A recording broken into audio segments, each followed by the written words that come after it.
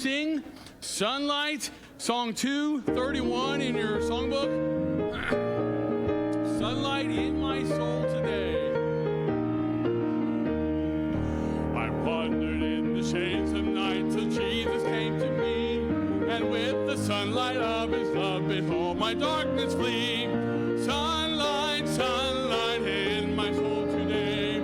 Sunlight, sunlight all along the way. Since the Savior found me, took away my sin, I have had the sunlight of his love within. Though clouds may gather in the sky and billows round me roll, however dark the world may be, sunshine in my soul. Sunlight, sunlight in my soul today. Sunlight, sunlight all along the way. Since the Savior found me, took away my sin, I have had the sunlight of his love within. Amen. Good morning. Sure glad you're here for our Sunday school hour, and I hope you'll be with us all day. Good to have Pastor Darren House with us. I'm going to ask you if he'll open our Sunday school hour in prayer.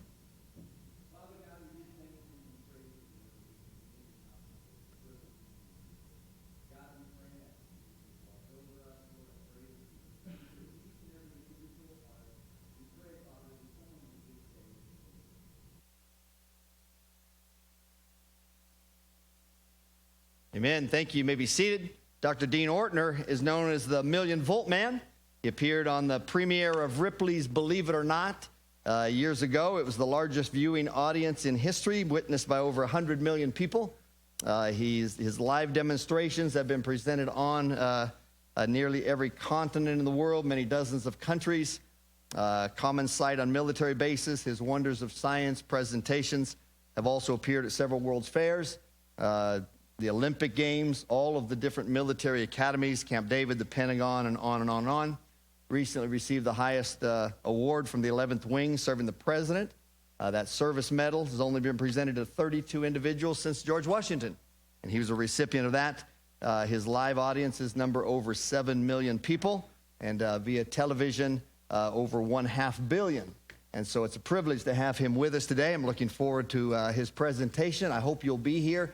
Not only this morning, then 11 o'clock hour, he'll be speaking, and then 5 o'clock tonight. So a lot going on today. I hope you'll be here for all of it, and pray that God would bless and work in people's hearts through this. Dr. Ortner, it's a privilege to have you. You come at this time, sir. Thank you. Pastor. Thank you, folks, for being here this morning. This is such an unusual program for many folks. I've had occasions where people have walked into a church and saw all this stuff up here and turned around and walked away. And that happens. Just one housekeeping announcement. Current newsletter just published. The ink is still wet on the back table back there. We've often been asked, do you have any material that I can take to my grandkids, my neighbors and friends? Many years we did not carry any material because oftentimes the real skeptics that we normally deal with see somebody buying something and they immediately think the worst thing, that we're some kind of con man, charlatan, you know.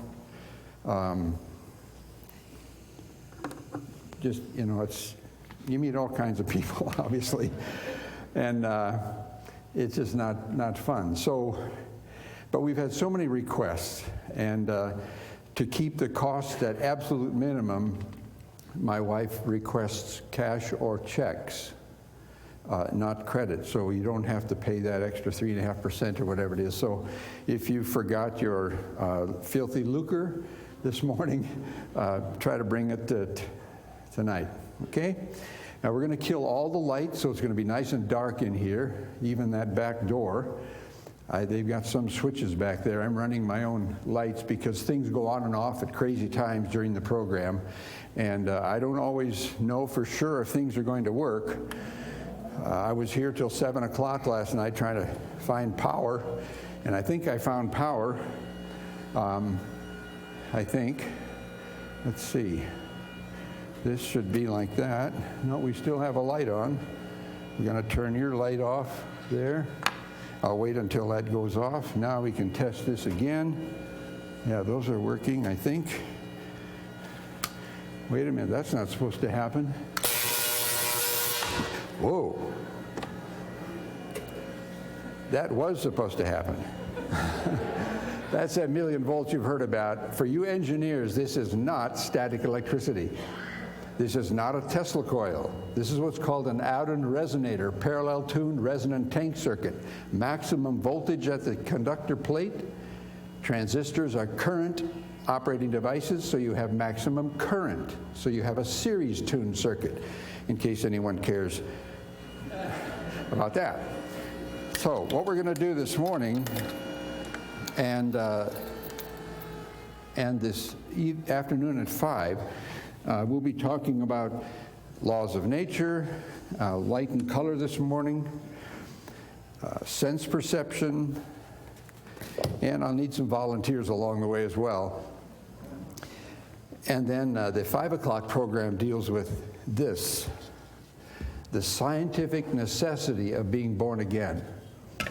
We're going to look at that resurrection miracle the way an engineer or a scientist would, and a chemist. We'll talk about the burial wrappings and the chemicals involved with that, and transdimensional transport and all kinds of things. So if I forget any of those items, please hit me with a rock, because there's so much going on up here, I forget where I'm at sometimes. Now, Jesus said he was the light of the world. When he was talking to the humans, obviously he was going to use words to explain it. Hebrew is a very picturesque language. Here's an example. If the father eats garlic and the mother chews onions, no wonder the children have halitosis. Okay?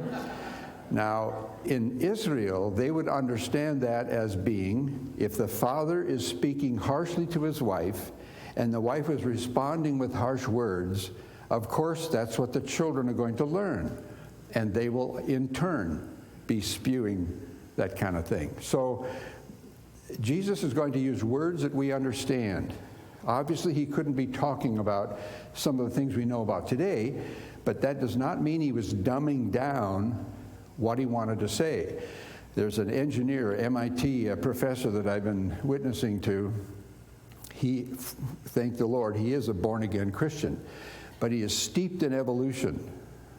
And I'm hoping to introduce enough questions in his mind to at least take another look at some of these issues. But he sent me an email recently, and it claimed that Jesus was accommodating himself to the ignorance of that day. Well, personally, and when you study history, you realize that some of those people were very, very bright. Even the Bible translators. Tyndale, I think, spoke 15 languages, and you couldn't tell which one was his native language. I mean, who does that today? So people of the old days were very bright people. But Jesus is not going to be giving them little white lies or fairy tales to try to accommodate their ignorance. No, it doesn't work that way. So I was a little alarmed when he sent me this article. So we're going to look at light and a little bit of color and communication. Now, these lights are really not on all the time. That's the first thing I want to establish. I don't mean to reach down and key in a code to this transmitter here and turn them on or off. I mean, as you're actually looking at them, they're going on and off all the time. They're powered with 60 cycles, 60 hertz alternating current. The energy is vibrating in the wire back and forth. At some point in time, the movement of those electrons stop and they switch and start going the other direction, vibrating back and forth. An electron does not start at one end of the wire and move all the way through the wire to the other end. That's not how electricity works. that electron twitches and bumps the next one. The next one twitches, and they have something called holes in conductors where the electrons jump into these holes or these areas of this electron cloud, and then the next one jumps out, and it's like Chinese checkers kind of moves along like that. But these eyes operate chemically, and we can only see things that happen at slower than 1/7 of a second. How many of you know what a prestidigitationist is? Anyone? If you're not sure of a word, break it up into pieces. What's presto mean? Musicians? Faster, quickly. Digits, other than numerals, fingers. So a prestidigitationist is a fast-fingered artist, an illusionist or a magician. That's their professional term. These eyes cannot see something happening faster than 1/7 of a second, so they can have things appear out of thin air. They hold the card behind their hand, and sometimes you'll see their hands are kind of weird looking, you know, and they've got stuff behind them and you can't see it. And then they flip it out and it comes out of thin air. Just amazing. I enjoy watching illusionists. This light bulb right here is, let me get these things on so I see if this thing is going to work. I better go around or it'll make a big loud noise and scare me. Okay. This light, and excuse the buzz, we got a ground loop problem here. This filament is on, we think, all the time, but it's not. This is a clear envelope. I've not etched the glass with hydrofluoric acid. Don't ever store hydrofluoric acid in a glass reagent bottle because it'll eat its way right through the glass. They frost the glass with hydrofluoric acid. But we've kept this clear so you can see those filaments inside. And the electricity is going through this tungsten wire, very tiny, tiny spring-like wire, and it gets very, very hot, obviously, and gives off energy in the visible portion of the spectrum. Now, up here I have a photocell, an electric eye, and I can hold the bulb in front of that, and you can hear the light flashes converted to sound from the filament because that's alternating current. The energy is going back and forth very, very quickly.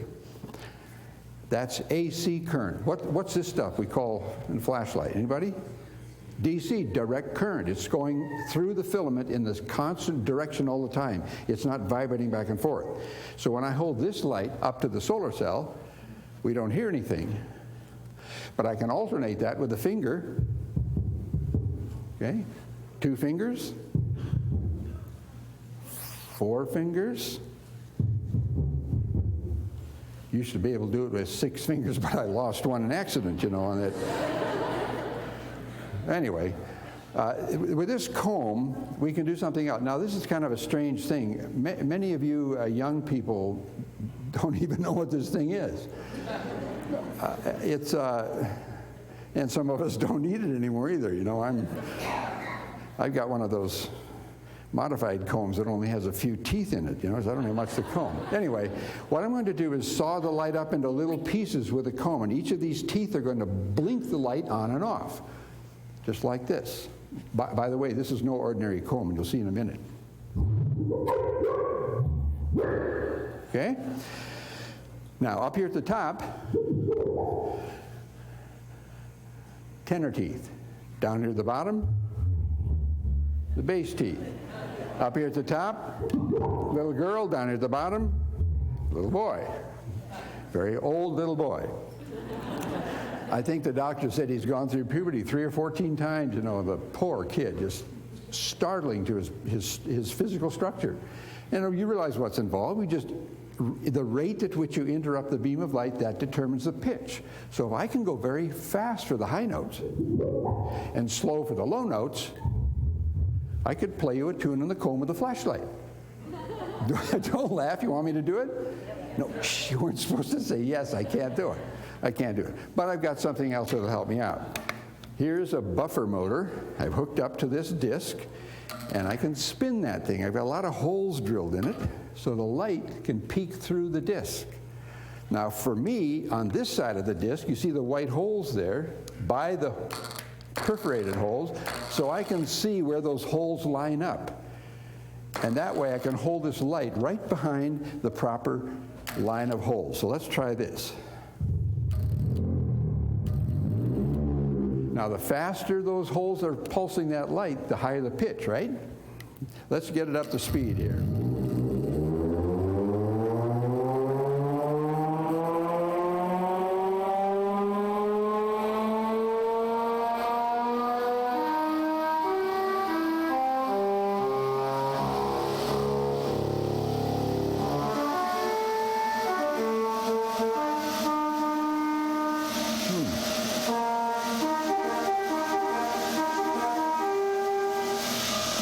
It's too early for that, but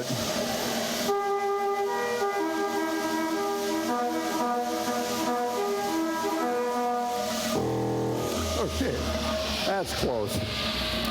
Now, obviously, we can play with this in a different way in order to, again, communicate, trying to get information to someone.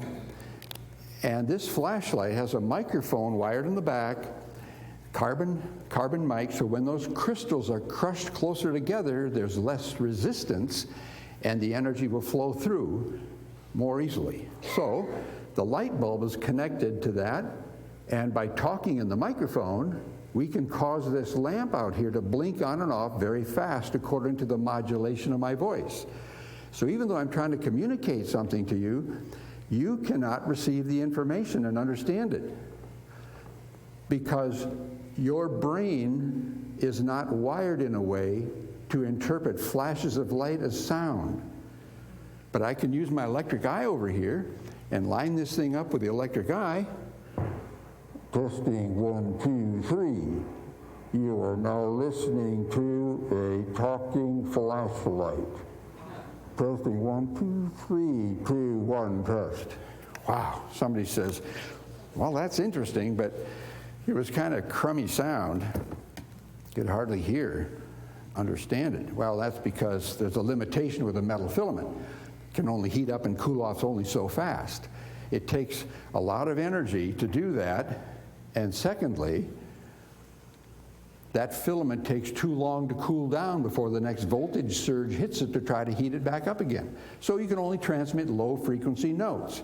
So the quality of the transmission is limited by the medium or the vehicle you're using. So if we really want to do something, we don't have time to do it, but I've got a laser here. I dug that out of a Xerox copy machine, and I modified the power supply so that I can modulate the power going to the laser, and the laser light will get brighter and dimmer according to the modulated signal going to it from a tape recorder or a CD player or something. So we can play music across the room on a beam of light or pictures and all that.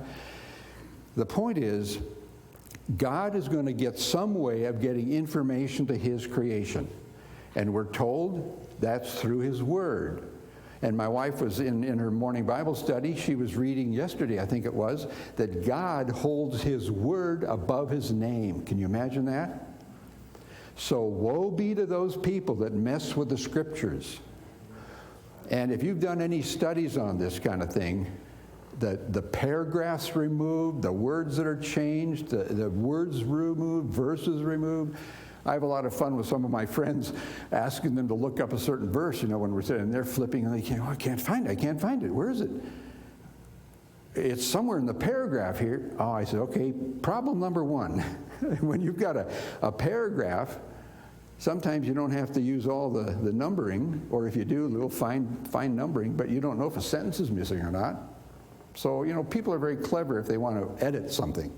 There's a lot of different ways of doing it. But the Lord honors his word. Communication, very, very critical. Now, in light, using light as a communicator, there are different ways of doing that as well. Because the electromagnetic spectrum, in fact, you know, that's the rainbow colors and other frequencies. If we had a way of stretching the electromagnetic spectrum out on a linear scale, now I know it's logarithmically determined, but on a linear scale for the sake of illustration here, from electric waves, they're many miles long, radio waves, microwaves, you know, on and on it goes. Infrared, and then the reds through the violets, and then there's ultraviolet, and there's X-rays and gamma rays and cosmic rays, all kinds of stuff. But 1,000 miles of electromagnetic radiation. The length of California, the state of California, 1,000 miles. Do you know how much you could actually tune in with these eyes out of 1,000 miles of information? The visible portion of the spectrum comprises half an inch of that information. Half an inch, that's all we can see. And many of the tough guys that I talk to sometimes, they come to me and they say, yeah, buddy, I'm only going to see that which and believe only that which I can see with my own two eyes. Well, you certainly have a narrow view on life, pal. Going through life, looking through this little half-inch window, and they think they've got all the answers to things. And that's a scary position to be in. Now, I'm going to give you a new set of eyes this morning. The artist at the lab painted a picture for us, and we had to engineeringly, is that such a word? Anyway, we had to change his eyes. Using engineering, we built a system where he could see ultraviolet light. Now, it's on the other side of that painting. And the reason I have that painting turned toward the wall is because the colors are so bright and so brilliant. You know, I don't want people covering their eyes, and I don't have enough sunglasses for everybody, so, you know, I had to turn it to the wall. But let me take it out here. We're going to use this side of the painting at 5 o'clock tonight. But look at the beauty of my colors that I'm most interested in are purple, and I like the green is okay. And the reds, there's look at those beautiful colors. They're not impressed. What? Oh, good grief. Let's get rid of those room lights. Oh, that's better. Now we are seeing the way the artist was seeing. There's special phosphors here that are in tune, and we'll talk about that more at 5 o'clock, in tune with the energy of ultraviolet light. This light down at the footlights here happens to be what's called black light.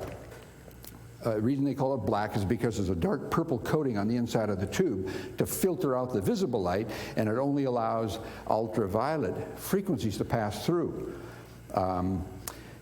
Ultraviolet frequencies cannot get through ordinary window glass. We'll talk about that at 5 o'clock as well.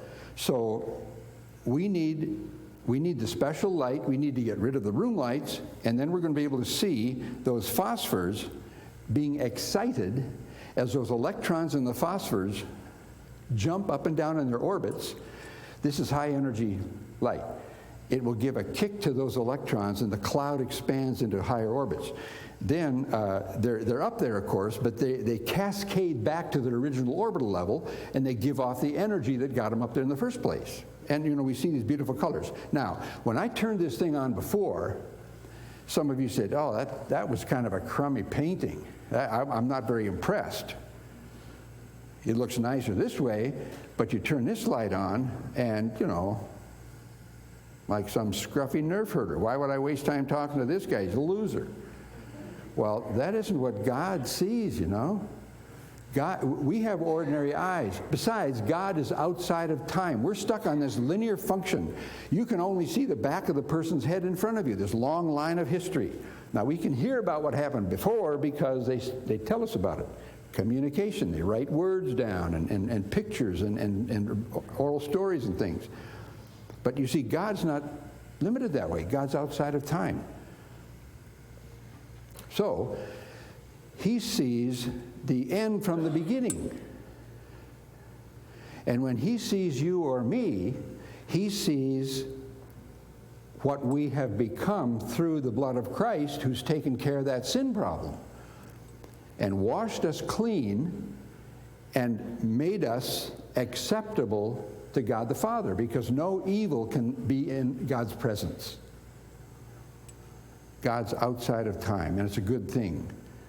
That's how he can anticipate, in a sense, any troubles that you might be having 10, 20, 30 years from now, and already prepare the solution?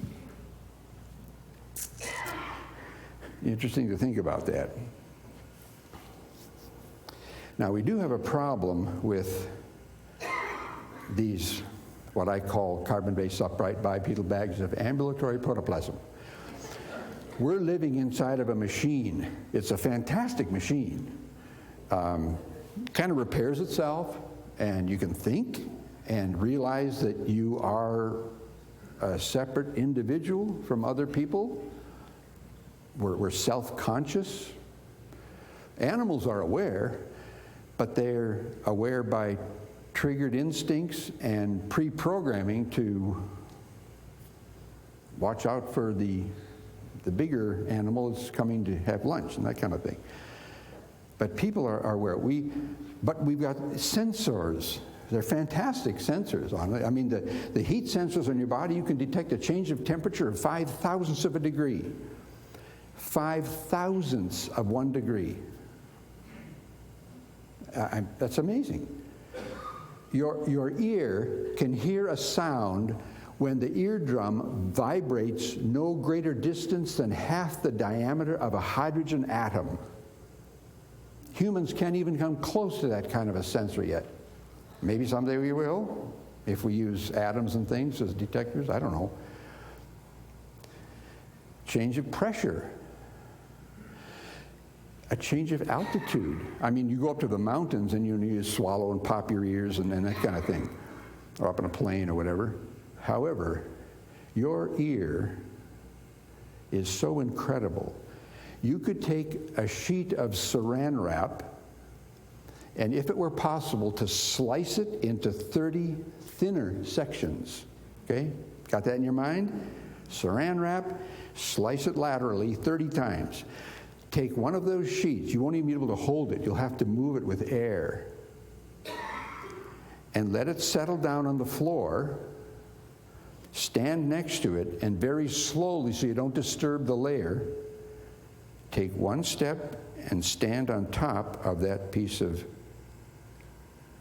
saran wrap. Whoa. I'm so high, I'm dizzy. Your ear has detected that change of elevation. Staggering, the instrument that God has used in these things made out of dust and clay to live in this planet for a little while, to learn more about Him, to glorify Him. We have that option as we come to faith. And God is watching. Who wants to come? He could have made us robots, but He didn't do that. Now, one problem we have is, it's not a problem really, it's an engineering solution. How many of you folks have computers that can do email? And I'm pretending I can see anybody. I can't see anybody with these lights, but I'll pretend somebody's out there. So you got email. How many of you have word processing computers? Can they write letters and things? Okay. How about spreadsheets? Can you do that on them? Or look at pictures? So does that mean you have 5 different computers to do the job? No. You have a piece of hardware, and the software handles the data. So God did the same thing. He gave you a brain. It's about, it always reminds me when I was lecturing at Princeton University some years ago, they put guards at the steps because they don't want people coming up behind you, because you get some mad people sometimes. And so I was talking to some of the graduate students, and I was, on a knee down there and answering questions from the graduate student. And all of a sudden I heard this voice behind me, "Young man." And I looked up, and here's this great big guy standing behind me. How'd he get up there? I don't know. So I stood up and I said, "Yes, sir." He was about 6'3", 6'4". He said, "I don't believe anything you said." I said, well, a lot of people don't. It's not my responsibility is to tell you about the Lord and what he did for us so we can be adopted as his children. Well, I don't know about that. I'm a very well-educated man. I looked at his name tag. He had the alphabet soup behind his name. What was the first one was, PhD. Then he had I don't know, what's it, LLD or LTD or something like that. And then a medical dentistry, DDS-MD. He said, I'm a very well-educated man. I don't believe there's a God. I said, whoa, how'd you come to that conclusion? Well, I use my brain. I'm a very you told me that. Okay, use your brain. What's your brain made out of? Could have come up with a concept like that. Well, I don't know, I'm no biochemist. Well, I had to study some of the stuff in my pre-med classes, and I found out that your brain is 72% water. Now, did the water part of your brain figure out there's no God? I mean, it's an interesting molecule, you know, 2 hydrogen atoms and oxygen atom down here. Kind of looks like the head of Michael Mouse, you know, the ears up there and this round face, okay?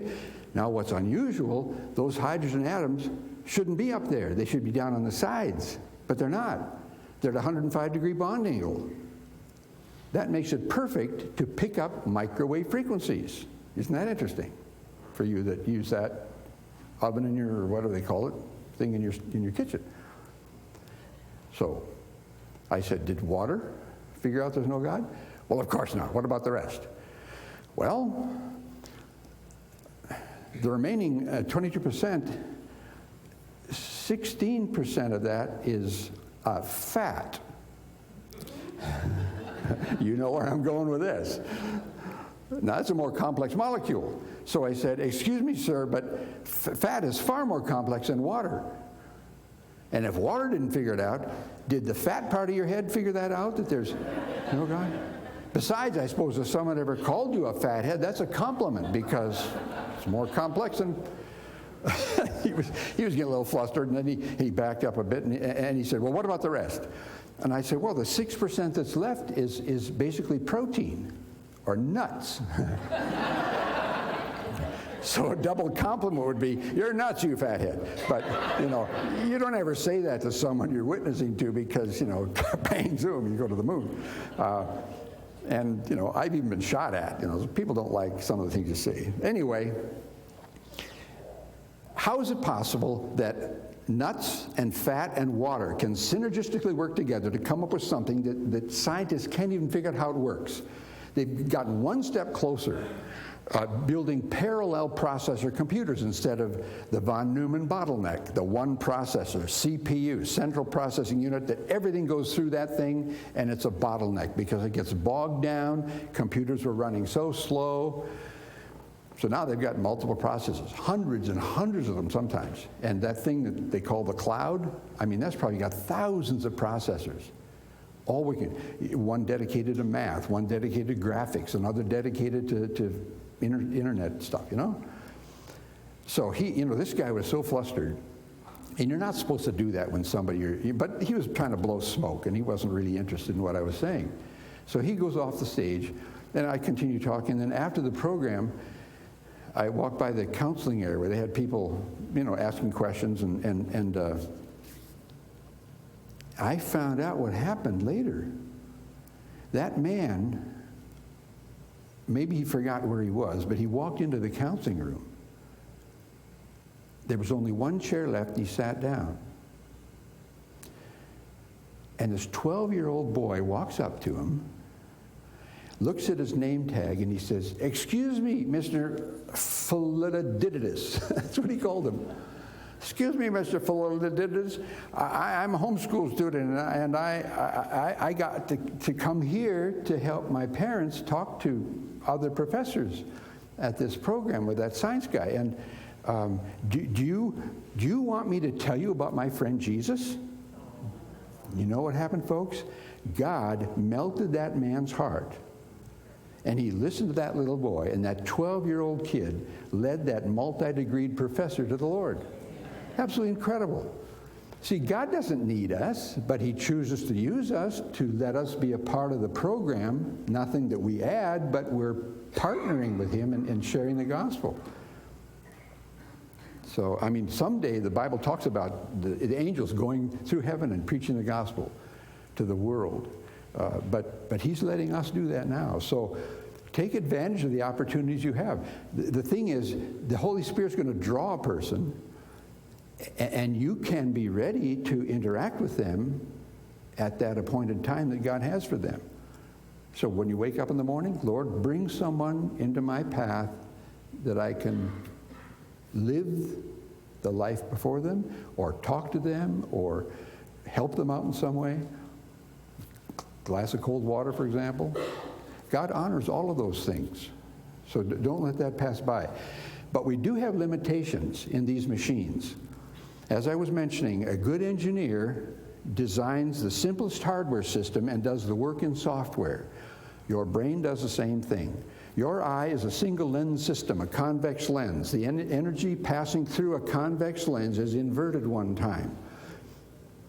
Anytime energy hits a new interface, like light traveling through air, if it hits a plastic surface, it's going to be refracted a little bit by interacting with the material. And every material will be refracting things differently. Water, different refraction index. Plastic, various types of plastic, styrene or polyethylene or whatever. Okay? Silicon glass.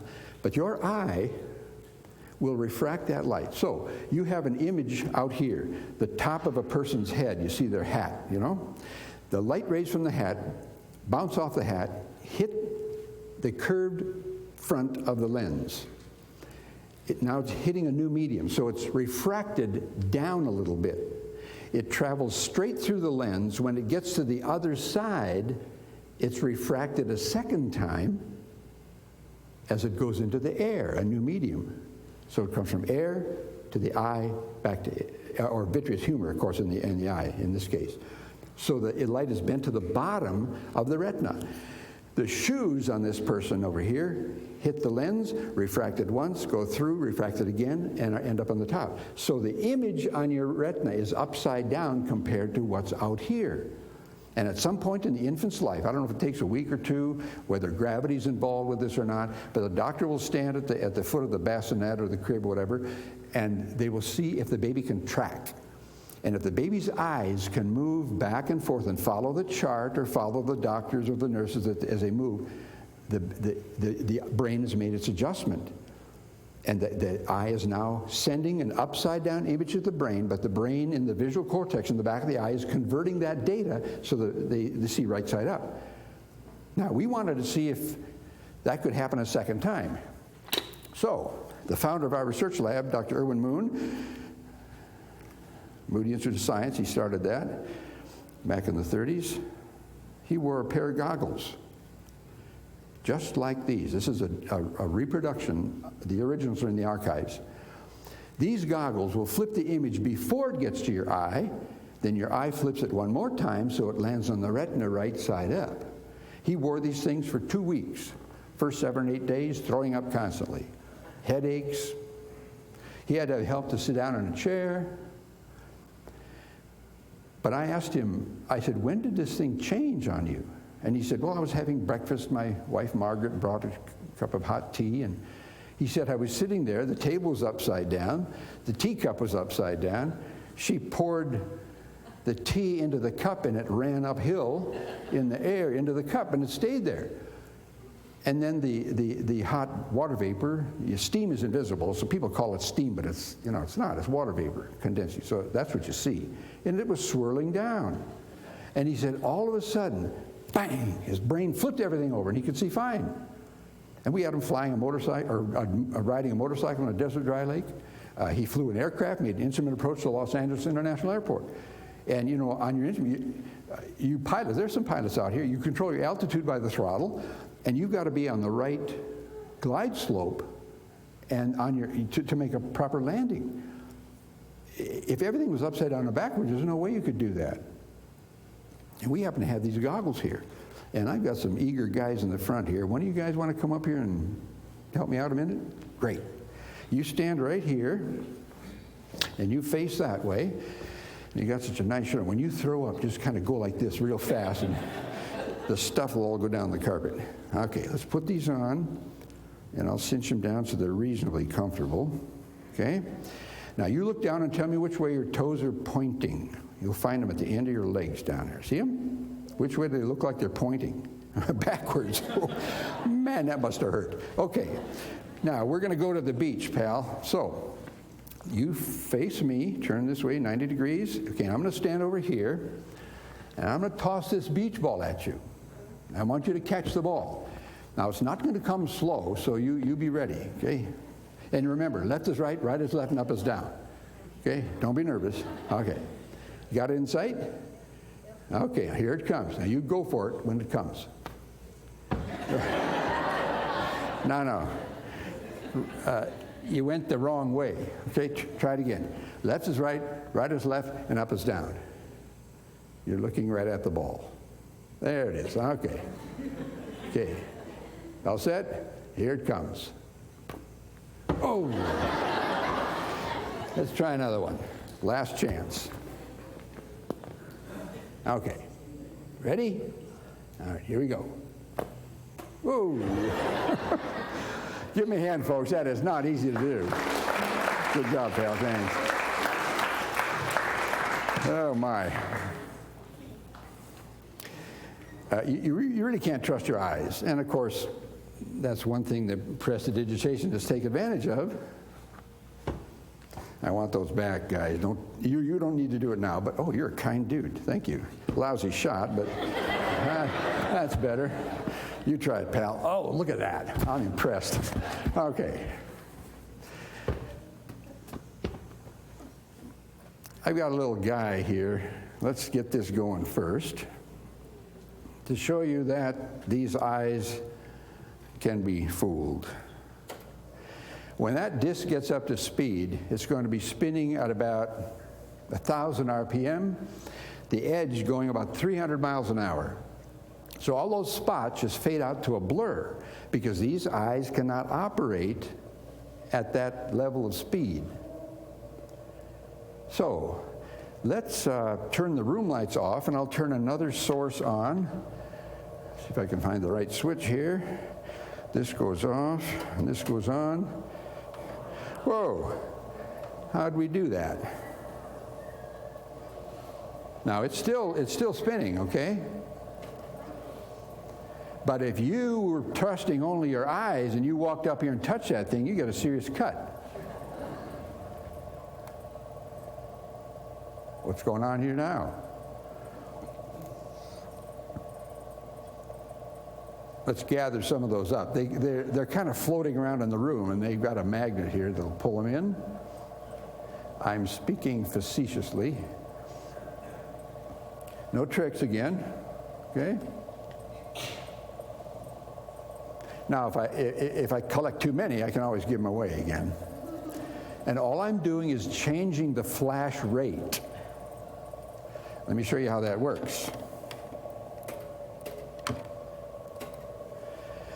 I've got a little friend on the other side that'll help us understand this. And it's the way they made cartoons in the old days. You've seen them maybe on TV these days, flipping up the transparent thing they're drawing on. Flipping up, down, up, down, up, down to see the position of the drawing. They used to do that all by hand. Some still do. And it's, they got computers to do it now. This guy looks a little weird, but, he's my friends in all other areas of the country. They say, that's a weird dude from California, the land of fruits and nuts, Right. I say, well, you know something? Granola is made out of fruits and nuts and flakes, and because of the prevailing westerlies blowing from the west, the fruits and the nuts may land here, but the flakes are all blown to the east. So that you can answer them that way sometimes. So let's get him up to speed here. We'll turn the lights off, and let's turn the strobe on early so you can see it. What's happening? Every time that guy at the bottom comes around, the strobe is fired. I've got a chopper wheel on the back that can count the number of revolutions.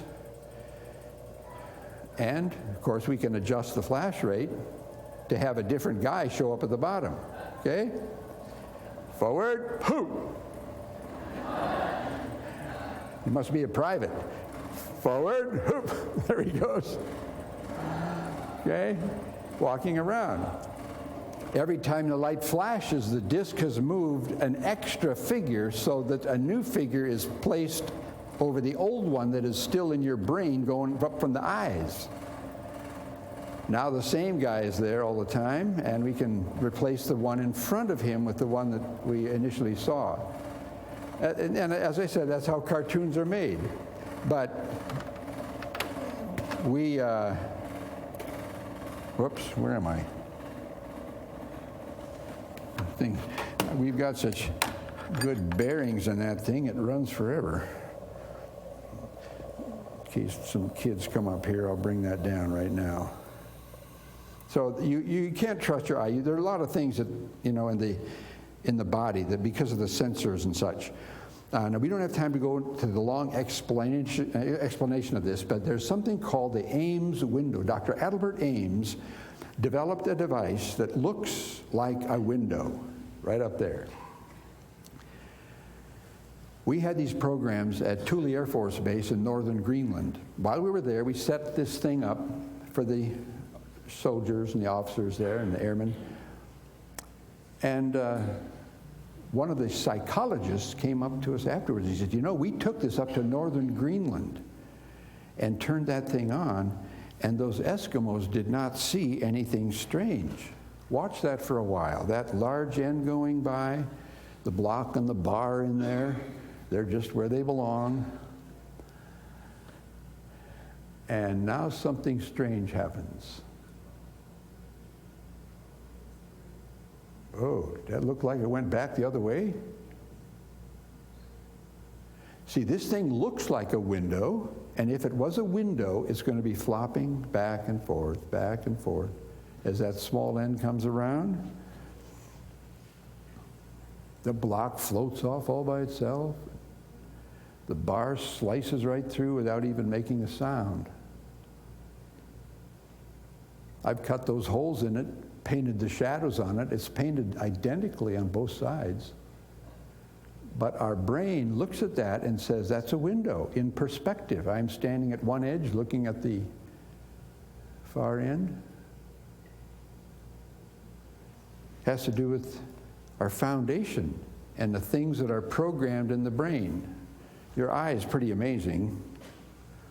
There are cells that will not even turn on unless a horizontal line of 2.5 to 1 contrast ratio is moving from the lower left to the upper right in your field. It won't even send a signal to the brain. Other cells won't turn on unless there's a sphere shape moving from one direction to another. So even your eye does some pre-processing for your brain. Your medulla oblongata, the thing that controls the heart rate and the breathing and all that.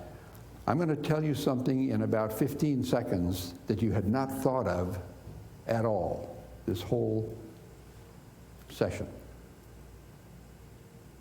Believe me?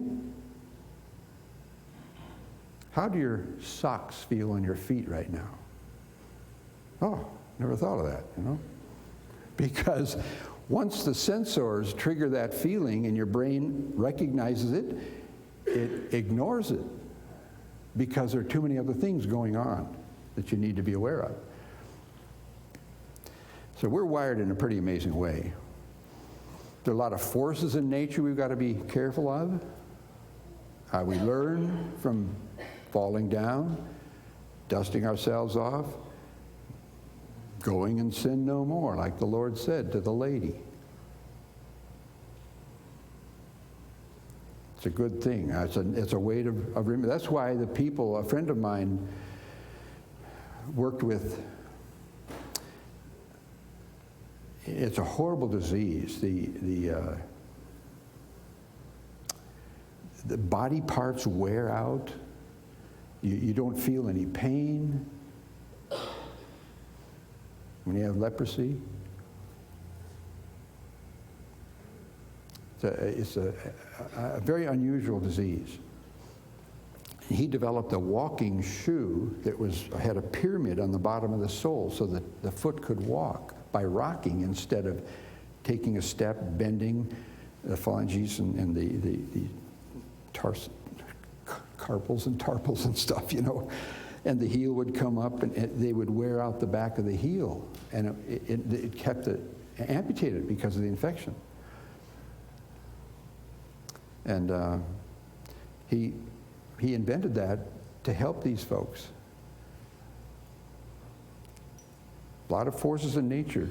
This we call this our gravity neutralizer. Imagine what would happen if gravity didn't work, you know? Gravity's always working, okay? But if I step on this switch, whoops, after I select the proper circuit, okay, now when I drop the ring on it, it floats. Turn the power off, hits the floor, flies. Here's a smaller ring, floats a little higher. This is the one we can launch into space someday, right? Boom. Actually, the Air Force has a mountain picked out to do just that, called a mass driver. We'll talk about this and how it works later this afternoon. This program, these snippets that you've seen, happens to be about 45 minutes of an 8.5-hour program, okay? So there's not much that we can do but to introduce you to our Creator, who is so absolutely incredible. He can build these machines, but create you in His image so that you are actually going to live forever. In fact, C.S. Lewis once said he's never yet to meet a person who is not an immortal. Because when this machine stops functioning, you will phase into God's realm.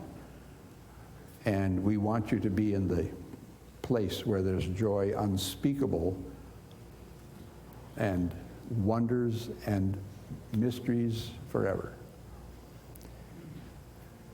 God draws people to Himself through the Spirit. You and I have an opportunity of being able to share what's happened to us, talk about the gospel, even the very basics. Jesus came to this planet, took on a human nature to qualify as a kinsman redeemer, died in our place, was crucified, rose again because God accepted the sacrifice, and He's now at the right hand of God, and we have the charge to tell that good news to others. And God will help them repent of their sin, make an about face, go the other way, learn from mistakes so we don't do those things again. Sometimes it hurts so bad you don't want to go back to that life.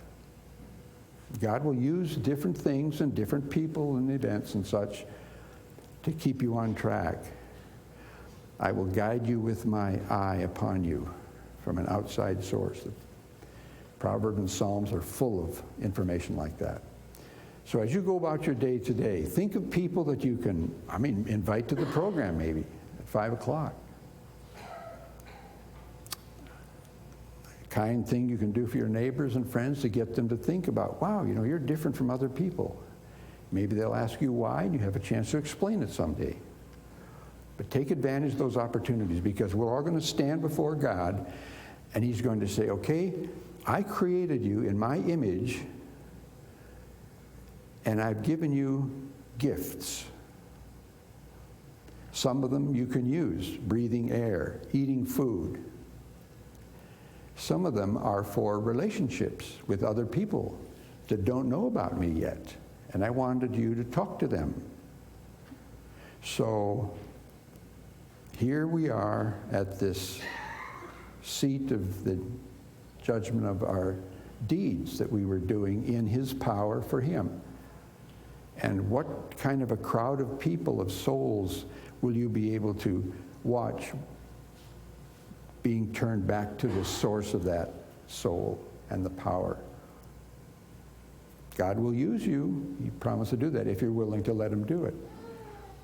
It's going to be sacrifice for a lot of us in different ways, but he's the one that does the work. And we get to see him work right in front of our eyes. It's the most amazing thing that you can experience. I'm going to ask the pastor to close for us, and then we'll begin the other session. Amen.